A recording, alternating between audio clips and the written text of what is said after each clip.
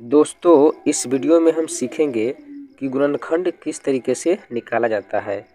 तो गुणनखंड के सवाल ये टाइप नंबर चौथा है, यानी कि हमने ऑलरेडी 3 टाइप के सवाल को अच्छे से समझ लिया है और उसको सीख लिया है।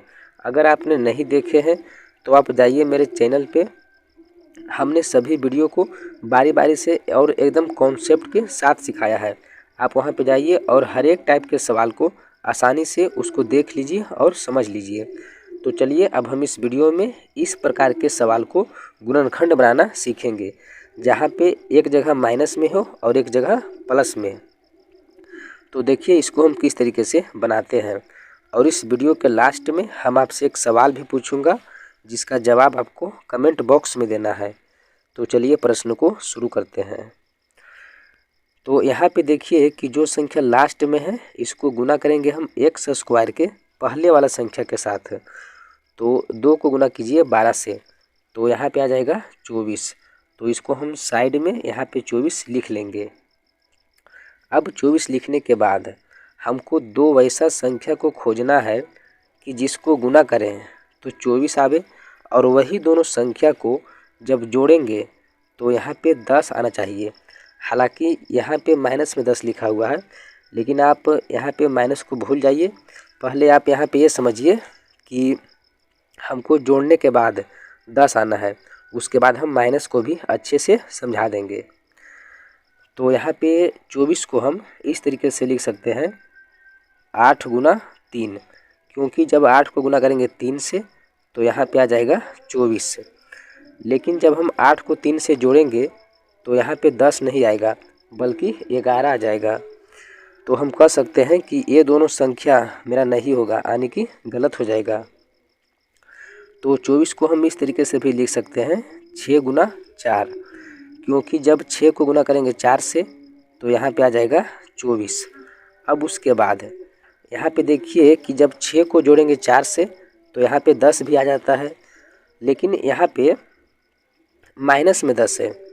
तो यहाँ पे ये समझिए कि जब हम 6 को जोड़ेंगे 4 से तो यहाँ पे मेरा 10 आता है, लेकिन हमको यहाँ पे माइनस में 10 लाना है। तो जो भी संख्या यहाँ पे दोनों तरफ दिया हुआ है सभी के आगे हम माइनस लगा देंगे। तो हम कह सकते हैं कि यहाँ पे लिखेंगे माइनस में 6, उसके बाद यहाँ पे लिखेंगे माइनस में 4 बराबर यहाँ पे भी लिखेंगे माइनस में 10। इस तरीके से भी हम इसको लिख सकते हैं।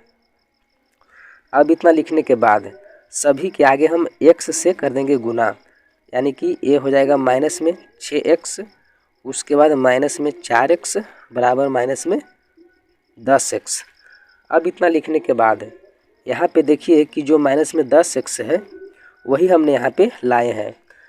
तो यहाँ पे माइनस में 10x के बदले में इस तरीके से भी इसको लिख सकते हैं, यानी कि माइनस में 6x और माइनस में 4x।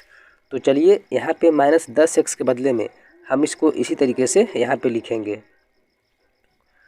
तो यहाँ पे लिखेंगे 2x स्क्वायर है तो लिखेंगे 2x स्क्वायर। यहाँ पे माइनस में है 10x, इसके बदले में लिखेंगे माइनस में 6x और माइनस में 4x। तो यहाँ पे लिखेंगे माइनस में 6x और माइनस में 4x, प्लस में 12 है तो यहाँ पे लिखिए 12। अब इतना लिखने के बाद सभी संख्या को हम विस्तार कर देंगे, यानी कि छोटे छोटे टुकड़ों में हम इसको तोड़ देंगे। तो यहाँ पे है 2x स्क्वायर, तो 2 को सबसे पहले यहाँ पे लिखेंगे 2, उसके बाद गुना का चिन्ह लगाएंगे। x स्क्वायर है तो x स्क्वायर को लिखेंगे x गुना x। अगर आपको संख्या को किस तरीके से तोड़ा जाता है अगर आपको नहीं आता है तो आप टाइप नंबर 1 के सवाल को ध्यान से समझ लेना। आप अच्छे से संख्या को किस तरीके से तोड़ा जाता है आप उसको सीख लेंगे। अब उसके बाद यहाँ पे माइनस है तो लिखेंगे माइनस। यहाँ पे है 6x, तो सबसे पहले 6 को तोड़ेंगे, तो 6 को हम लिखेंगे 2 गुना 3, यानी कि 2 तिया 6। उसके बाद x है तो यहाँ पे x लगाइए, फिर उसके बाद माइनस का चिन्ह है तो यहाँ पे माइनस दीजिए। उसके बाद 4x है तो हम पहले 4 को तोड़ेंगे, तो यहाँ पे लिखेंगे 2 गुना 2। उसके बाद x है तो x, फिर प्लस है तो प्लस का चिन्ह लगाइए।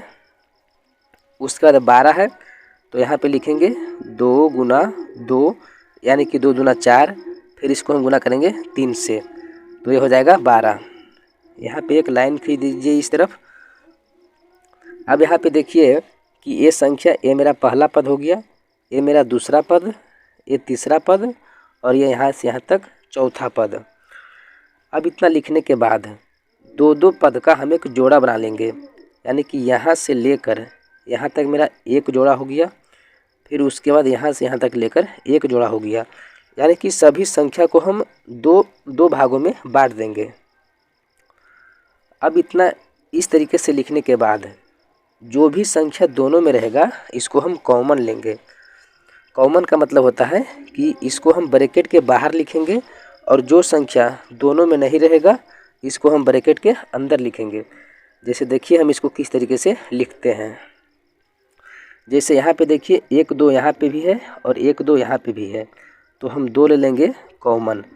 उसके बाद 1 x यहाँ पे है और 1 x यहाँ पे है, तो x भी हम ले लेंगे कॉमन।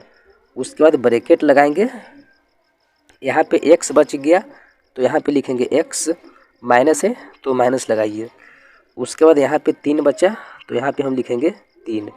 अब इसको ब्रैकेट से बंद कर दीजिए। उसके बाद यहाँ पे माइनस है तो माइनस लगाइए। ठीक उसी तरीके से ये दोनों में हम कॉमन को खोजेंगे। तो यहाँ पे देखिए कि 1 2 इसमें है और 1 2 इसमें है, तो यहाँ पे 2 कॉमन ले लेंगे। उसके बाद 1 2 यहाँ पे भी है और 1 2 यहाँ पे भी है, तो हम 1 2 और ले लेंगे कॉमन, यानी कि इसको हम एक ही बार लिख लेंगे, 2 दूना 4, तो हम 4 लेंगे कॉमन। उसके बाद यहाँ पे ब्रैकेट लगाइए। इस तरफ बच गया x, तो यहाँ पे लिखेंगे हम x। उसके बाद यहाँ पे 3 है तो यहाँ पे 3 हम लिखेंगे माइनस में 3, इस तरीके से। क्योंकि यहाँ पे देखिए प्लस में है तो इसका हम उल्टा लिखेंगे, क्योंकि ये दोनों जो ब्रैकेट के अंदर संख्या है इसको हमको समान करना है। तो अब यहाँ पे देखिए इतना लिखने के बाद ये वाला 2x और यहाँ पे जो माइनस में 4 है, यहाँ पे आप इसको छोड़ दीजिए, ये कुछ नहीं लिखा हुआ है।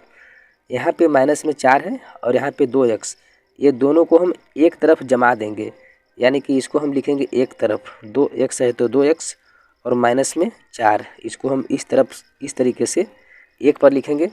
उसके बाद ये दोनों जो है यहाँ पे x माइनस 3 और x माइनस 3, ये दोनों जो ब्रैकेट के अंदर संख्या है इसको हम एगो ले करके यहाँ पे लिखेंगे x माइनस 3।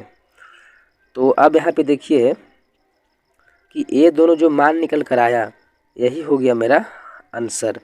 तो आई होप कि आपको ये वाले सवाल अच्छे से समझ में आ गया होगा। तो चलिए अब हम आपसे एक सवाल पूछता हूँ जिसका जवाब आपको कमेंट बॉक्स में देना है। तो ये वाला सवाल रह गया होमवर्क के लिए। तो मुझे उम्मीद है कि आप इस प्रकार के सवाल को आप अच्छे से इसका जवाब दे देंगे। तो चलिए अब हम इस वीडियो को समाप्त करते हैं, मिलते हैं एक अगले वीडियो में, तब तक के लिए धन्यवाद।